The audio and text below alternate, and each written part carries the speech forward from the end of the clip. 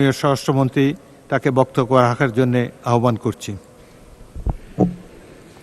মাননীয় স্পিকার, আপনাকে ধন্যবাদ।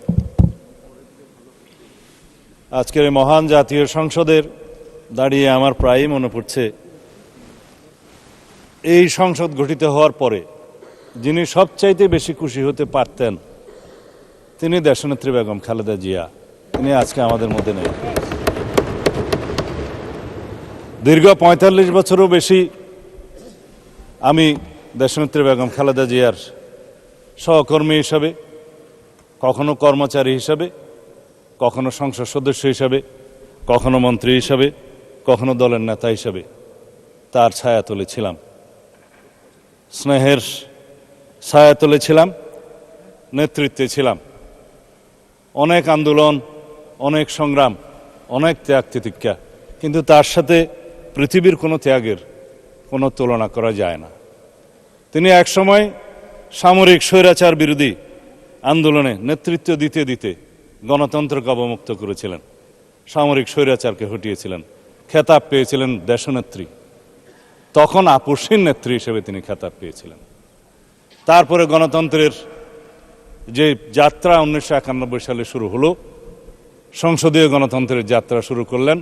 তার হাত দিয়েই এদেশে সংসদীয় গণতন্ত্রের পুনরায় যাত্রা শুরু হয়েছিল।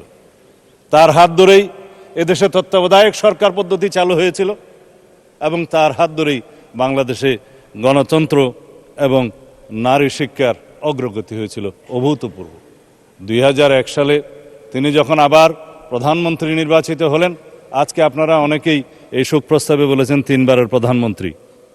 তিনি আসলে 4 বার শপথ নিয়েছেন প্রধানমন্ত্রী হিসেবে। 1991 সালে প্রধানমন্ত্রী হিসেবে, তখন রাষ্ট্রপতি শাসিত সরকারের সময়, 1 বার প্রধানমন্ত্রী হলেন।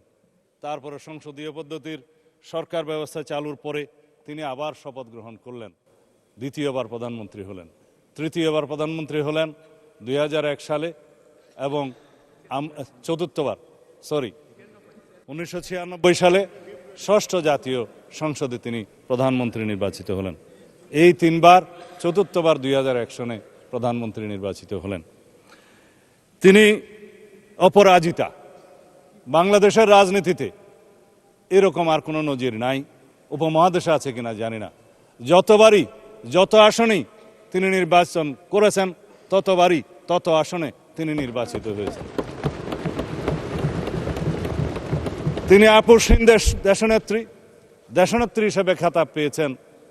বিগত সময়ে স্বৈরাচার বিরোধী, সামরিক স্বৈরাচার বিরোধী আন্দোলনের সময়ের ধারাবাহিকতায় বাংলাদেশের গণতন্ত্র যার হাত দিয়ে বারবার অবমুক্ত হয়েছে, সেই ধারাবাহিকতায় ফ্যাসিবাদ বিরোধী গণতান্ত্রিক আন্দোলনে অবিরাম সংগ্রামের মধ্য দিয়ে তার নজিরবিহীন ত্যাগের নজির স্থাপন করে তিনি খেতাব পেয়েছেন বাংলাদেশের মানুষের কাছে দেশনেত্রী এবং গণতন্ত্রের মা।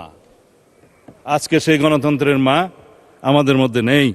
তিনি নেই, কিন্তু তিনি আছেন বাংলাদেশের প্রতিটি মানুষের অন্তরে। সারা পৃথিবীর গণতন্ত্রকামী প্রত্যেক মানুষের অনুপ্রেরণা হিসেবে তিনি জীবিত থাকবেন তাদের অন্তরে। তিনি যদিও আমাদের মধ্যে শারীরিকভাবে নেই, সারা পৃথিবীর মানুষের গণতন্ত্রের অনুপ্রেরণা হিসাবে তিনি সারা পৃথিবীর মানুষের মধ্যে জীবিত থাকবেন, জাগরুক থাকবেন। তিনি আমাদের অনুপ্রেরণা জুগিয়ে যাবেন। তার সেই নেতৃত্ব, গণতন্ত্রের জন্য অপরিসীম ত্যাগ এবং তার সংগ্রামের কাহিনী আজীবন বাংলাদেশের ইতিহাস যতদিন থাকবে ততদিন এদেশের মানুষ স্মরণ রাখবে এবং অনুপ্রাণিত হবে। আজকে দীর্ঘ আলাপ করার সময় নেই, কিন্তু তার জীবনে নিয়ে আলাপ করতে গেলে জাতীয় সংসদের অধিবেশন একটি কেন, প্রত্যেকটা অধিবেশনই যেন কম হয়ে যাবে। সুতরাং আমি আজকের এই মহান জাতীয় সংসদে, যেহেতু আমাদের দীর্ঘ 17 বছরের রক্তের উপর দাঁড়িয়ে, যেই গণতান্ত্রিক সংগ্রামের উপরে দাঁড়িয়ে শহীদের আকাঙ্ক্ষার ভিত্তিতে যেই ভিত্তি নির্মাণ হয়েছে, তার ভিত্তিতে আমরা এই জাতীয় সংসদে দাঁড়িয়ে আছি, সেজন্য আমি আজকে সময় বেশি নেব না। এই কামনা শুধু করতে পারি তিনি আমাদের গণতান্ত্রিক সংগ্রামে আজীবন অনুপ্রেরণা হয়ে থাকবেন। যারা দীর্ঘ 17 বছরের ধারাবাহিক সংগ্রামকে প্রত্যক্ষ করেছেন, যার ধারাবাহিকতায় 2024-এর ছাত্র গণ অভ্যুত্থান সংগঠিত হয়েছে, সেই অভ্যুত্থানের একটি বিশাল অংশ জুড়ে দেশনেত্রী বেগম খালেদা জিয়ার নেতৃত্ব আমাদেরকে অনুপ্রেরণা এবং সাহস জুগিয়েছিল। যারা জুলাই যোদ্ধা হিসেবে পরিচিত, যারা জীবিত আছেন, যারা ছাত্র গণ অভ্যুত্থানে শহীদ হয়েছেন, যাদের আকাঙ্ক্ষা এবং যাদের প্রত্যাশা, জনপ্রত্যাশা পরিপূরণ করার জন্য আমরা আজকে এই জাতীয় সংসদে আছি। আমাদের প্রত্যেকের দায়িত্ব এবং কর্তব্য হচ্ছে দেশনেত্রী বেগম খালেদা জিয়া যেই বাংলাদেশ দেখতে চেয়েছিলেন, গণতন্ত্রের যে সুদৃঢ় ভিত্তি রচনা করতে চেয়েছিলেন, সেই সুদৃঢ় ভিত্তি সাম্যের ভিত্তিতে, ন্যায় বিচারের ভিত্তিতে, মানবিক মর্যাদার ভিত্তিতে সেই বৈষম্যহীন বাংলাদেশ আমাদেরকে বিনির্মাণ করতে হবে। আমরা সেই পথেই যাব। মাননীয় স্পিকার, আপনাকে আবারও ধন্যবাদ জানাই। খোদা হাফেজ। বাংলাদেশ জিন্দাবাদ।